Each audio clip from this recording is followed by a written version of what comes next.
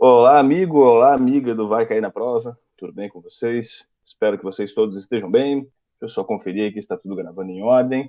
Estou gravando com aquela luz acesa hoje de trás ali, pessoal. Estou tentando aqui evitar o máximo possível que vá na cara de vocês. Né? Estava percebendo aqui, não sei se vocês se incomodam muito, porque me incomoda muito a lente do notebook ficar refletindo no meu óculos aqui. Eu estou olhando agora e falo, meu Deus do céu, como é que vocês conseguem assistir um negócio desse? Se conseguem, né?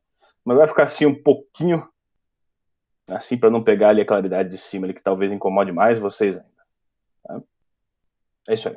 Então, hoje, pessoal, nossa aula 7 de Império Bizantino e Império Islâmico, ou seja, a Idade Média Oriental. Se no Ocidente, pessoal, ou seja, no oeste da Europa, estava-se ali evoluindo um sistema feudal, né, o sistema onde a Europa se recrudesceu em si mesma, no Oriente Médio, nas civilizações que surgiram na porção oriental da Europa, né, ou seja, o leste europeu, a Ásia Menor e o Oriente Médio, surgiram outras civilizações gigantescas com um poder centralizado, diferente do feudalismo, do poder descentralizado, e essas civilizações estavam inclinadas diretamente a uma vida comercial e expansionista, diferente do feudalismo, que recrudesceu em torno de si mesma aquela civilização de subsistência por 200, 300, 400 anos até as cruzadas. Então, tanto o Oriente quanto o Ocidente estão ligados, tá, por um futuro muito próximo, tá, mas com civilizações distintas, com maneiras de se ver o comércio, a economia, a sociedade distintas. Tá? Então, começamos hoje, pessoal, na Idade Média Oriental, pelo Império Bizantino, como vocês vão poder perceber agora que eu vou compartilhar mais com vocês, que eu acabei esquecendo de fazer isso. Tá? Pessoal, o Império Bizantino, para quem não lembra, né, das nossas aulas passadas, ou passou despercebido, é o nome dado, pessoal, que nós damos agora na atualidade, ao antigo Império Romano do Oriente, ou seja, quando Teodósio dividiu pela última vez o Império Romano em dois, estabeleceu-se então que o Império Romano do Oriente estava sendo governado por um cara, que era o próprio Teodósio, e o Império Romano do Ocidente, né, estava sendo governado por outro cara, que agora eu não me recordo qual era o imperador agora. Dessas divisões, pessoal, quando os germânicos invadiram o Império Romano e destruíram o Império Romano, eles destruíram a parte ocidental, ou seja, os ostrogodos invadiram Roma e depuseram o imperador Rômulo Augusto, né, o rei dos Érulos, né, representante dos Érulos, destituiu esse imperador Rômulo Augusto. E naquela região se estabeleceram os reinos germânicos, que a gente já cansou de falar nas últimas aulas. Do lado oriental, pessoal, que sobreviveu a essas invasões com várias medidas, né, sobreviveu militarmente, sobreviveu a partir de suborno, de troca, né, de mercadorias que interessavam para ambos os povos, e sobreviveu por mais 1000 anos, pessoal, como Império Romano. Tá? Esses habitantes dessa região se declaravam romanos até o fim de sua vida, até o fim de sua existência. Mas nós chamamos eles de bizantinos, porque existe uma característica muito interessante que a cidade capital do Império Romano do Oriente, ou do Império Bizantino, como chamaremos a partir de agora, é Constantinopla, a cidade onde o imperador Constantino, ainda quando o Império Romano era um só, resolveu construir para si, porque não gostava de Roma. Constantinopla foi construída em cima de uma antiga colônia grega, que fica bem ali, pessoal, entre o Mar Negro e o Mar Egeu, tá bem no estreito de passagem, famoso estreito de Bósforo, que hoje é divisão entre o continente europeu e o continente asiático, divide Turquia europeia e Turquia asiática. Ali, nas margens do Estreito de Bósforo, foi construída Constantinopla em cima de Bizâncio. Por isso nós chamamos de bizantino, ou seja, Bizâncio. Às vezes falamos até Bizâncio no lugar de Constantinopla. Dependendo do contexto, estamos falando da mesma cidade, se referindo duas vezes à mesma cidade. Constantinopla hoje não existe mais como Constantinopla, e hoje é a cidade de Istambul. Aliás, desde 1930, a cidade é nomeada por Istambul, não, né? Por Istambul, embora seja a maior cidade turca, não é a capital. A capital é Ankara. Istambul tem cidades tanto do lado europeu quanto do lado asiático. Constantinopla fica do lado europeu. É um pedacinho, hoje o centro histórico de Istambul, é o pedacinho ali que vocês já vão conhecer, que é Constantinopla. Qual a importância de se falar de Constantinopla, pessoal, tantas vezes? Ela tem uma posição geográfica muito privilegiada e quase que isso aferiu o seu destino também. Porque ela fica, pessoal, numa região onde todas as rotas comerciais que futuramente, com o movimento das cruzadas, vão evoluir, passam dentro dela. Isso fez com que Constantinopla virasse o centro do mundo comercial na época e a maior cidade mais importante da Idade Média. Então, o Império Bizantino enriqueceu muito Constantinopla também. Justamente por ter uma grande quantidade de pessoas, pessoal, que passam direto por essa cidade, uma grande quantidade de comerciantes passando por essa cidade. Além do fato de ela ser uma cidade muito mais oriental, do que as cidades do Oeste, ela toma contato com outras civilizações que têm religiões diferentes, que têm maneiras, né, de ver a política, maneiras socioculturais distintas, e acaba se transformando, né, numa unidade diferente da unidade do Oeste. Mas o que leva, pessoal, o que une o Oeste europeu e o Leste europeu de Constantinopla? Simples. A origem romana, que você já vai entender que as instituições romanas vão permanecer no Império Bizantino, também vão permanecer nos reinos germânicos, mas elas vão ser diferentes, isso vai causar atrito. E a religião católica, né? Visto que a Igreja Católica estava em toda a parcela do Império Romano Antigo, então tinha uma Igreja Católica no Império Bizantino e a mesma Igreja Católica em Roma. Só que o chefe da Igreja Católica era o Papa Romano. Como Constantinopla e o Império Bizantino tomaram feições diferentes, isso vai afetar diretamente a maneira com que se observa a religião, pessoal, com que se pensa a religião. Treta, treta, treta, você vai ver daqui a pouco. Aqui está o mapinha, pessoal, que vocês conseguem observar ali as extensões do Império Bizantino durante suas épocas, né? Ele vai, no final da sua vida, vai recrudescer até ficar só o pedacinho de Constantinopla, mas em sua máxima extensão, pessoal, e sua extensão em média, era a região da Turquia, o leste europeu, né, região da Grécia, Bulgária, Macedônia, hoje dos países eslavos, e também um pouco do Oriente Médio ali. Mas sua máxima extensão foi sob o governo Justiniano, que é toda essa extensão que está com uma linha vermelha, ou seja, quase recuperou a glória do antigo Império Romano, não conseguiu invadir e controlar, por exemplo, a própria Roma, que já estava sob comando e sob aliança de outros povos, por exemplo, os francos e os carolinhos, mas ele conseguiu controlar o Mediterrâneo por um tempo. Isso foi no seu auge, lá no ano 500 já, ou seja, logo depois que o Império Bizantino se torna independente, o Império Romano do Ocidente tinha caído. Aqui está Constantinopla, pessoal, o centro histórico dela, né? O tamanho dela na antiguidade. Ela fica num lugar ali, na Europa ainda, pessoal, que é chamado o Corno de Ouro. Olha só que nome bonito, né, gente? Corno de Ouro, pessoas, né? Nós temos no curso vários cornos de ouro em cada. Temos um de matemática, um de biologia, alguns de história, tudo tal, alguns de geografia. Todo mundo aqui, né? Por isso, parabenizo nossos amigos, Cornos de Ouro. E ficava ali localizado no Corno de Ouro, tá? Da parte de Constantinopla mesmo, que é esse chifrinho, tá na parte europeia. Na parte de cima você também tem uma estrutura que é a Torre de Gálata, tá? Que ela coordena e protege a entrada do porto de Constantinopla, que ficava naquele estuário ali. Aquele ali não é o Estreito de Bósforo, tá? O estreito tá pro lado de cá, ou seja, pro lado ali ainda é uma parte europeia, tá? Uma entradinha e ali tem o Estreito de Bósforo. Constantinopla controlava essa entrada do Mar Negro, inclusive ganhava muita grana, porque cobrava certos tributos para poder usar esse estreito aí, ou seja, um pedágiozinho, né? Ela está delimitada pelo mar para cá, o centro mais antigo de Bizâncio, na ponta do chifre, tá? E mais para o corpo do chifre, chegando na cabeça ali, você tem as muralhas. Eu não me lembro qual imperador que fez essas muralhas, se eu não me engano, acho que foi Teodósio mesmo. Muralhas de Teodósio, exatamente. Confirmo para vocês. Que são muralhas que defenderam a cidade por quase 1000 anos, gente. Né? Mas não vão defender em 1453, quando ela será invadida pelos turcos otomanos e dará um fim ao Império Bizantino. Papo mais para frente. Aqui está uma ilustração de Constantinopla já no século XV, né, em 1400, no finalzinho de sua história como Império Bizantino. É para você entender bem. Tá? Senhores, o mais notável governante, pessoal, foi esse cara aqui desse mosaico, que é o Justiniano. O imperador do Império Bizantino, ele era um autocrata, ou seja, em palavras melhores para você entender, um ditador, um absoluto. Tá? Como o Império Bizantino era um resquício do Império Romano, toda a sua organização era romana, você pode me perguntar, mas pô, professor, mas pelo menos no Império Romano você tinha ainda uma conversação entre imperador e senado, você tinha mais instituições que influenciavam na política, seja na República, seja no Império. Sim, mas não quer dizer que o Império Bizantino vai ser igual. Ele vai utilizar toda aquela estrutura bonitona, organização romana, mas o imperador vai ser um autocrata, você já vai entender por conta disso. Além de chefiar o poder, o governo com mãos de ferro, você tem o imperador também chefiando a religião no Império Bizantino. Tá? Essa chefia do imperador com a religião, como já falei a vocês, a religião católica bizantina vai se diferenciar doutrinariamente, teologicamente, da religião de Roma. Isso vai incomodar o Papa, porque o Papa se julgava o único a poder modificar coisas. Mas no Império Bizantino, o imperador modificava coisas na sua igreja. Tá? A treta logo vem, aguarda só um minutinho.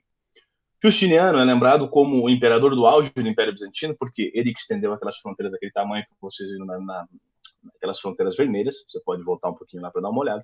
Ele é o imperador que sufocou todas as revoltas, pessoal, principalmente da classe média, por exemplo, a revolta de Nica, né, no hipódromo de Nica, onde a classe média alta, a nobreza, estava muito puta por pagar impostos para sustentar o Estado bizantino. O Estado bizantino tem uma pesada taxação de imposto.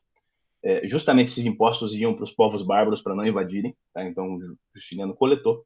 E é o cara conhecido, pessoal, por duas realizações, uma no campo do direito e uma no campo da arquitetura, que vão definir o Império Bizantino, que são essas duas aqui. O Corpus Juris Civilis, ou seja, ele é o primeiro cara a organizar num corpo jurídico todo o direito romano, aquela coisa bonita. Os germânicos também fizeram isso, só que os germânicos organizaram as suas leis de costume dentro do corpus, dentro da estrutura romana. Aqui não. Aqui é a estrutura romana organizada num livro, né? Ou Código de Justiniano, ou Código Jurídico Civilizatório, traduzindo, ou o famoso Corpus Juris Civilis, que é a língua, que é o nome que você vai encontrar. Aqui está a primeira página de uma das suas cópias, já bem mais recente, né? Quem for fazer direito vai ter que dar uma olhadinha nesse corpo de direito romano, né? Organizado por Justiniano. E, por outro lado, no âmbito arquitetônico, construiu o que seria a Basílica Católica do Império Bizantino, a Capela de Santa Sofia. Capela não, né? A Basílica de Santa Sofia, né? A Hagia Sophia. Bem na pontinha do chifre, né? Na cidade antiga de Bizâncio mesmo. Aqui está uma foto atual dela. Ela já não é mais templo religioso, tá? Ela foi igreja católica na sua concepção, a basílica gigante, a maior basílica católica até a construção de São Pedro, tá? Até o patrimônio de São Pedro, que é de 1520 e alguma coisa, aquela é a Basílica de São Pedro. Mas na época que São Pedro foi construída no Vaticano, a Hagia Sofia já não era mais cristã, tá? Vai entender depois, lá no finalzinho, quando eu vou falar dela em especial. Eu vou voltar nessa foto, inclusive, para falar dela. Aqui o interior dela para você se deleitar, mas eu falo lá no finalzinho quando falarmos de arte. Pessoal, uma das coisas, aproveitando esses dois homens que estão aqui, até vou ocultar o compartilhamento, eu quero falar com vocês direto. O Império Bizantino e o Ocidente não terão boas relações na sua história, como já falei a vocês, por conta de suas diferenças geográficas que vão impactar nas suas decisões. Primeira coisa, pessoal, tá? O Império Bizantino tinha um monte de discussões religiosas e discussões políticas que deixavam Roma muito pistola. Tá? Várias delas estavam ligadas a discussões que eram de âmbito comum. Por exemplo, havia várias doutrinas do Império Bizantino religiosas que pensavam a natureza da religião de Jesus, de Deus, dos santos, diferente do que a Igreja Católica botava à prova. Por exemplo, existia uma heresia chamada dos nestorianos, começando com o Néstor. Uma outra heresia dos arianos, com o bispo Ário. Tá? Mas o que interessa para nós nessas heresias que vão surgir no Império Bizantino é a maneira com que eles pensam a natureza de Jesus. Existiu uma questão no Império Bizantino chamada monofisista, a questão monofisista do monofisismo. Eles estavam discutindo no Império Bizantino qual era a natureza de Jesus. Se Jesus era divino, se Jesus era homem, ou se Jesus era os dois ao mesmo tempo. A Igreja Católica defendia que Jesus era os dois ao mesmo tempo, metade homem, metade divino.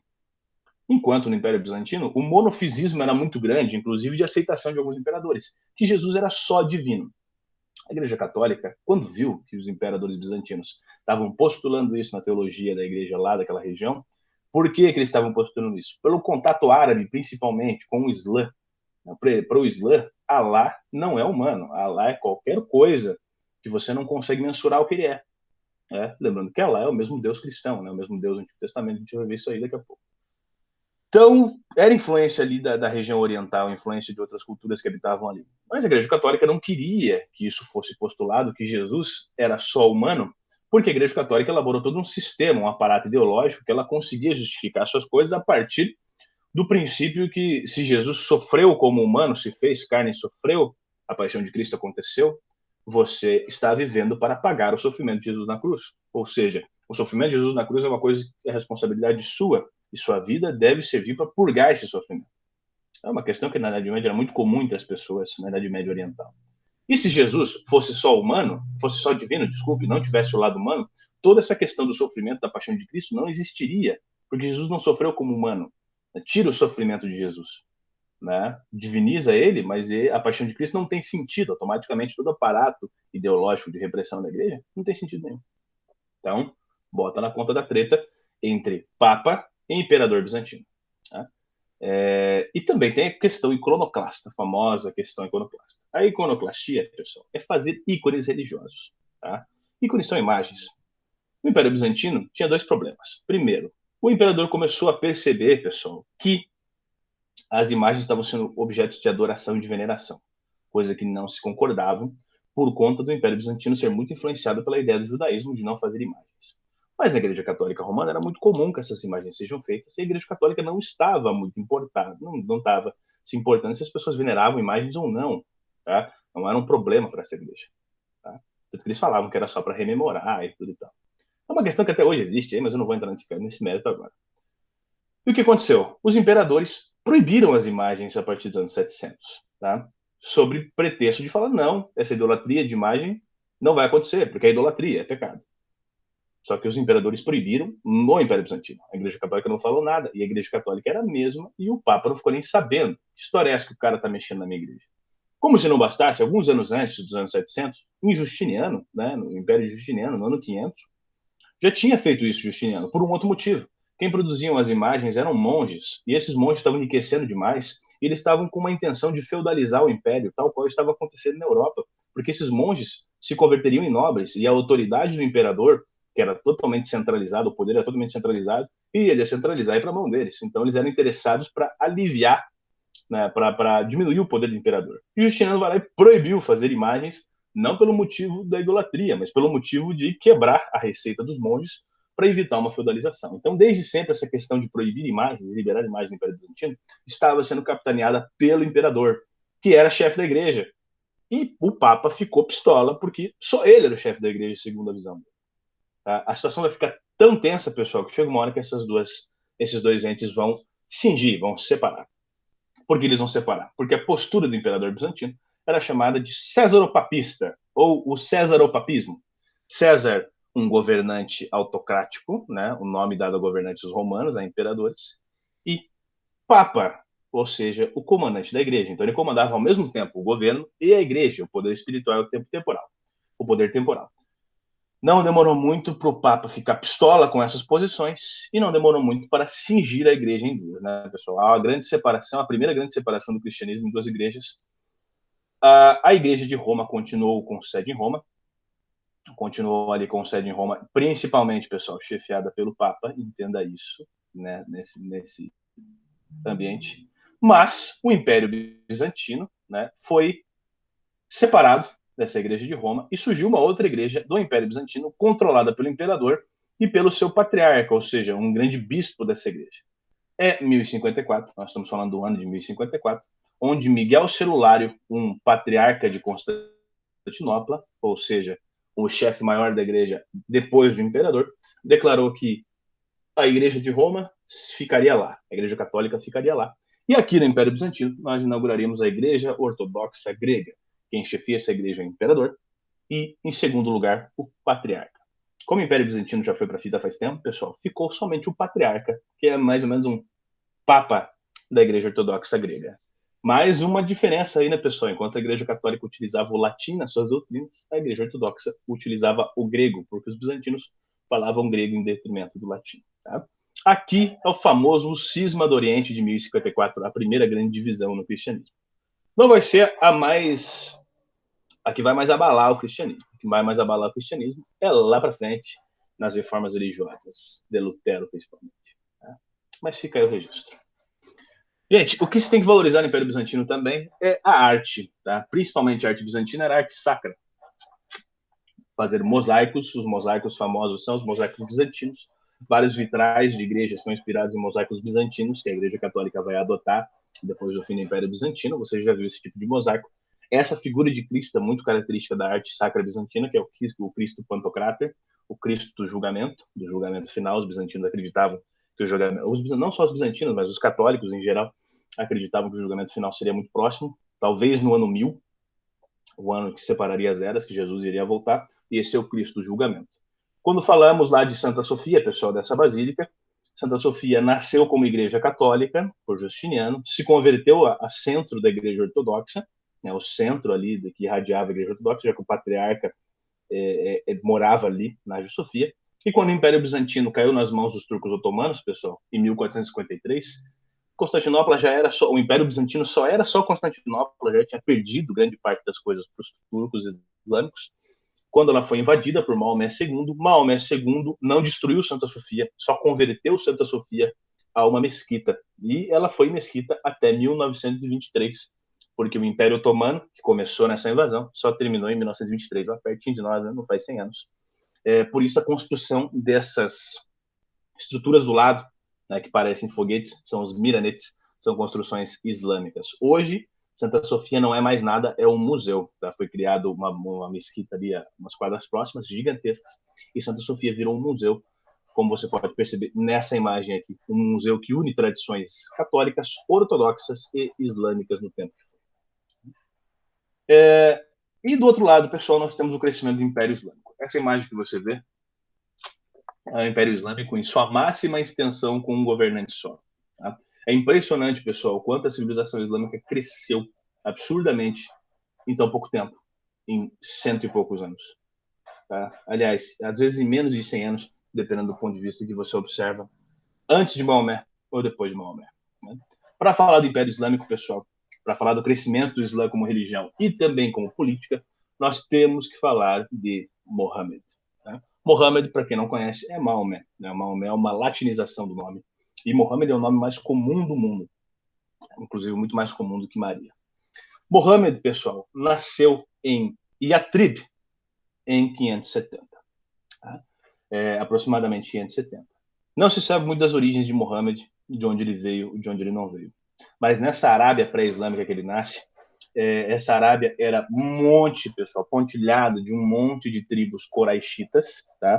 Esses povos dessas tribos, né, coraixitas eram divididos em tribos, né? A mais famosa era dos coraixitas e a que dominava o comércio.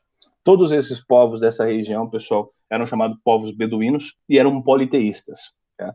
E os coraixitas, dessa tribo mais famosa, estavam localizados em Meca. Tá? Eles tinham ali sua base central em Meca, e principalmente em Meca, pessoal, que vão erigir toda uma estrutura de adoração, que obviamente vai converter essa estrutura de comércio depois de um tempo. Né? Os coraixitas dominam ali.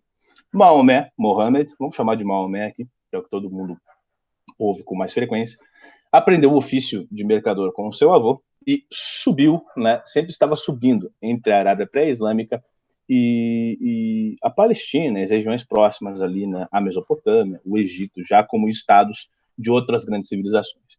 E ele percebeu que a Arábia politeísta era totalmente descentralizada, ou seja, não existia uma unidade do povo árabe, e que isso poderia ser alcançado com uma religião. Segundo a tradição, lá em 610, no auge dos seus 40 anos, Maomé, que já tinha tido contato com cristãos e judeus e aprendido sobre o monoteísmo, inclusive se convertido ao monoteísmo, ignorando o politeísmo da sua região, numa meditação de uma caverna, em 610, um anjo Gabriel, anunciou a ele que ele seria o responsável pela expansão da última religião monoteísta do mundo, do melhoramento e da continuidade do judaísmo e do cristianismo. Tá? Nesse recital do anjo Gabriel na cabeça dele, ele escreveu o livro sagrado dos muçulmanos, o Alcorão, né, com cento e poucos capítulos, né, é chamado de surra, né, não capítulo, tudo e tal, vários deles dedicados, inclusive, a questões do judaísmo e a questões do cristianismo, né, o islamismo se considerando o final da palavra de Deus, né, o ponto mais próximo de Deus que podia se chegar. Maomé, então, volta com essa missão de levar essa religião para o resto do mundo, volta até a sua cidade, Yatrib, tá? Tem uma gama de seguidores, consegue uma gama de seguidores entre 610 e 622, tá?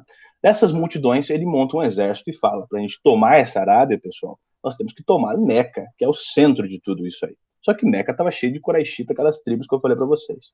Eles vão até Meca em 622, há uma guerra, há uma batalha, Maomé perde. E em 622 ele volta para Medina buscando abrigo, já que ele não conseguiu destruir Meca. Aí que tá, pessoal. Tá? Essa volta de Maomé para Meca é chamada Égira, tá? Em 622. Essa Égira, que é o grande refúgio, né, de Maomé, que está voltando de Meca para Medina, tá? Não falei a vocês, desculpe, mas Yatrib vai ser rebatizada como Medina, a cidade do profeta. Essa Égira marca o início do calendário islâmico, ou seja, é no ano de 622 da era cristã que os islâmicos comemoram seu ano 1. Tá? Ou seja, hoje, no dia da postagem desse vídeo, se eu não me engano é dia 11 de junho de 2020, eles estão em 1398 no seu calendário. Né? Ele fica 10 anos em Atrib, né? 8 anos em Atrib, em Medina, preparando uma nova ofensiva a Meca. Em 630 ele vai até Meca e destrói Meca, expulsa os coraxitas, destrói todos os símbolos pagãos e politeístas, deixa alguns poucos símbolos de adoração, como a famosa pedra preta da Kaaba, daqui a pouco você vai ver, e fala que Meca é a capital do Império Islâmico, é a capital religiosa de todo esse experimento que seria o Islã. Tá? Por que um experimento, pessoal? Porque o islamismo, ali como capital, ele vai se expandir não só como uma religião, mas como uma unidade que vai unificar toda a Arábia, pessoal, numa unidade política justa, forte, tá? Que pode, sim, dominar grandes quantidades de terra em todos esses ambientes. A partir disso, pessoal, Maomé governa 2 anos ali, de 630 a 632, e futuramente, tá? Maomé morre em 632, nem todo mundo vive para sempre, né, gente? Morre em 632. O problema é, quando Maomé morreu, você já tinha uma certa dominância do islamismo em toda a Península Arábica. Aqui está a imagem de Maomé, tá, pessoal? Os islâmicos não fazem imagem do rosto de Maomé, é proibido. Aqui está uma interpretação que não é islâmica, né, do Maomé, de como ele seria um árabe comum, né, um árabe corporalmente falando muito próximo ao árabe que vocês conhecem hoje, né, do habitante ali da Arábia. Lembrando que nem todo árabe é muçulmano, nem todo muçulmano é árabe, né? O muçulmano é o cara que segue o Islã, né, que é islâmico, que serve a Alá, tá? E o árabe é o cara que nasce na região da Arábia. Então, nem sempre um é outro, tá? Então, para vocês desmistificarem na cabeça de vocês. E aqui a imagem de Meca, né, pessoal? Converteu essa região de Meca. Hoje, Meca está aqui, muito famosa como capital do Islã. E lá naquele quadrado ali no meio daquele pátio, pessoal, está a pedra preta da Kaaba. A Kaaba, está ali a pedra preta. Tá? Essa pedra negra, pessoal, é provavelmente um asteroide que servia de adoração politeísta nos tempos da Arábia pré-islâmica e que agora é um símbolo, foi islamizado por Maomé, esse símbolo, como sendo um símbolo de comunicação entre Allah e os homens. Tá? Maomé morreu, pessoal, em 632 e toda a Arábia já estava ali conquistada e unificada. Havia um problema, pessoal, em quem iria assumir o lugar de Maomé como líder disso. O nome da liderança, pessoal, do Islã era o Califa, tá? E o nome do governo islâmico era o Califado, ou seja, uma região dominada pelo Califa. O islamismo, pessoal, era muito mais fácil de se seguir do que algumas doutrinas judaicas e cristãs. Por exemplo, tinha 2 livros sagrados, né? O Corão e a Suna, e alguns outros textos sagrados. O Corão, a escrita sagrada, né? Sobre o próprio Maomé escrevendo sobre as suas impressões. E a Suna, um monte de texto doutrinário escrito por Maomé e por outros islâmicos, pessoal, que davam preceitos morais, ou seja, o que podia fazer, o que não podia fazer dentro do islamismo. Já existiam só 5 mandamentos expressivos, além das questões doutrinárias, que era crer em Allah como Deus e Mohammed seu profeta, Maomé seu profeta, rezar 5 vezes ao dia virado a Meca, né? Tem todo um código também de civil, né? As mãos limpas, véu para as mulheres e tudo e tal, uso de tapete, peraí que eu já me perdi, doar uma certa quantidade anual, pessoal, de 2,5% dos seus rendimentos a uma família miserável, é o zakat, né? É um dízimo, mas ao invés da instituição vai para uma família miserável. Jejuar no mês do Ramadã, o mês do Ramadã é um mês que se relembra a Hégira, né? A fuga de Maomé de Meca para Medina, em 622, o início do calendário. E ir a Meca uma vez na vida, se for possível, fazer a peregrinação em volta da Kaaba. Além de outras obrigações, pessoal, que são obrigações doutrinárias, como praticar a jihad, defender o Islã perante o resto. Essa jihad vai ser apropriada por movimentos terroristas, movimentos violentos, inclusive na Idade Média, como uma obrigação cristã, uma guerra santa. Nada que os cristãos também não tenham feito nesse período das cruzadas, por exemplo. Não comer carne de porco, não ingerir álcool, entre outros ensinamentos aqui que eu não vou enumerar até agora, tá? E outros que vieram depois. Pessoal, na época de se escolher um sucessor para Maomé depois que ele morreu, existiu a primeira grande divisão do Islã, tá? Havia um povo do Islã, uma divisão chamada sunita, que seguia a Suna, né, e o Alcorão, mas a Suna era um pouco mais importante para a tomada de decisões do que o Alcorão. Eles acreditavam que podia ser qualquer cara de consenso geral e escolhido pela comunidade tá? Qualquer pessoa. Enquanto uma outra ramificação, os xiitas acreditavam que deveria ser da linhagem de sangue de Maomé, ou seja, um herdeiro de Maomé. No fim, pessoal, os sunitas acabaram ganhando e elegendo o cunhado de Maomé, tá? O esposo da irmã de Maomé. E os xiitas sempre bateram o pé falando que isso estava errado. Tá? Então, é a primeira grande divisão do Islã que até hoje nós estamos aí. Os sunitas defendem alguns princípios que hoje são vistos por nós como mais liberais, tá? Enquanto os xiitas são mais fundamentalistas, né? Uma palavra que não é a palavra aplicada para esse conceito, mas vamos usar para você compreender esse andamento, né? Que os xiitas estão levando mais ao pé da letra, o Alcorão e a Suna também. Isso estamos falando de impressões de hoje, tá, pessoal? Lá em 600 e pouco, era outra história. A gente não pode olhar os acontecimentos do passado com o olhar que nós temos hoje, que isso é anacronismo, isso é um crime histórico. Tá? Mas só para vocês entenderem a constante disso. Depois de Maomé, existiram 4 califas ortodoxos. Califas ortodoxos ou califados ortodoxos. Ou seja, governantes que foram escolhidos, pessoal, por consenso geral pela comunidade islâmica. Chegando ao final do 4º califa ortodoxo, pessoal, foi dado um golpe dinástico nesse califado, e o califado caiu nas mãos de uma família, da família Omíada, que levou a capital de Meca para Damasco, tá? E lá se estabeleceu, tendo os seus califas, né, chefiando o califado islâmico, passando por dentro dessa família. E futuramente, já próximo do ano 1000, existe um outro golpe da família Abássida, que leva o califado para Bagdá, e de lá também os califas saem dessa família, né? O califado passa a ser dinástico, uma coisa que não era nem previsto por Maomé. Mas o que interessa nesse período, pessoal, é que enquanto nós temos califas ortodoxos, omíadas e abássidas, o califado era um só. Tá? Era uma unidade política, unidade política mesmo, né? Todo o califado era governado por esse califa. Com o passar do tempo de sua expansão, pessoal, em 632, Maomé, na morte de Maomé, só era Arábia. Em 712, eles estavam desde da África Central, da Ásia Central, né, onde tem aquele monte de estão hoje, Paquistão, Quirguistão, Tadiquistão, até a Península Ibérica, Portugal, Espanha, era gigante, e a expansão islâmica assustava, inclusive assustava o Império Bizantino que estava do lado. Tá? Pode ver que está bem do ladinho nesse mapa que vocês estão conseguindo perceber. Aí que tá.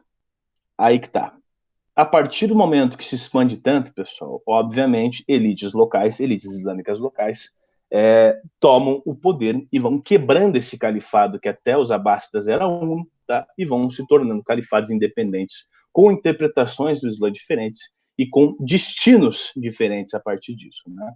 Por exemplo, o califado turco-otomano, lá da região da Ásia Central, os outros califados que vão se juntar com impérios, por exemplo, o Império Aquemênida, que é o persa, que vão fundar civilizações distintas, por exemplo, que vão fundar o Irã antigo, o Paquistão, tudo e tal, o Califado da Arábia, o Califado de Damasco, da região do Oriente Médio, tá? Que é o que vai invadir Jerusalém depois de um tempo, nas cruzadas e tal, tomar o controle de Jerusalém. O Califado do Egito, o Fatímida, o Califado do Marrocos e o Califado de Andaluz, famoso Califado de Espanha e Portugal, de Andaluz, ou Califado de Córdoba, depois de um tempo, que vai alterar o seu nome. Nós, que falamos português e que temos uma cultura ligada a Portugal e a Península Ibérica, pessoal, temos muita coisa trazida pelos árabes. Nós temos coisas que nós usamos, que são originárias dos islâmicos, dos muçulmanos e dos árabes, como, por exemplo, cultivo do arroz, cultivo da cana-de-açúcar, prefixo al em nossas palavras, né, e algumas outras inovações. Os árabes islâmicos, tá, pessoal? Tá? Não só os árabes islâmicos, mas também toda a região islâmica ali que vai ser islamizada, eram chamados pelos cristãos, tanto do Império Bizantino quanto os cristãos do feudalismo, como mouros, tá, pessoal? Se eu falar mouros, já sabe que estão se referindo aos muçulmanos dessas regiões e tudo e tal. O que vale lembrar, pessoal, que nessa expansão árabe, uma das coisas que os árabes conservaram depois de um tempo e trouxeram, e nós temos contato a partir de hoje, é uma difusão muito maior de algum legado grego, né, de vários dos legados gregos, por sinal, que vão se converter em alguns avanços científicos, como a sistematização de uma química organizada, né, de um avanço químico, da medicina, da literatura, da filosofia. Nós conhecemos muito de filosofia grega porque os árabes guardavam e não olhavam os escritos gregos como um paganismo a ser destruído ou a ser escondido, contrário do que foi a Igreja Católica e a Igreja Ortodoxa, o cristianismo europeu, que recolheu isso, por deveras queimou ou deveras escondeu isso, por sinal. Tá? Então, nós sabemos muito disso. O renascimento científico, lá do século XVI, 14, 15, 16, 17, 18, né, que se estende no processo de renascimento e iluminismo, né, que é bem grande e difícil de datar, é ocasionado principalmente pelos árabes, pelo contato dos italianos com esses resquícios árabes de organização e de sistematização do conhecimento grego, não só pelos árabes, mas pelos bizantinos também, que quando os bizantinos foram invadidos pelos turcos otomanos, eles foram todos para Roma, em grande parte, e lá difundiram o conhecimento romano, que eles também mantiveram quase que intacto durante esses anos. Tá? E futuramente, pessoal, o islamismo vai se dividir em outros estados, em outros reinos, tá? Se configurando ora como repúblicas islâmicas, ora como monarquias teocráticas, ora com regimes abertos, com regimes fundamentalistas, e outras questões geopolíticas do século XX, que você tanto cansa de ver nos noticiários, e é necessário que você entenda isso.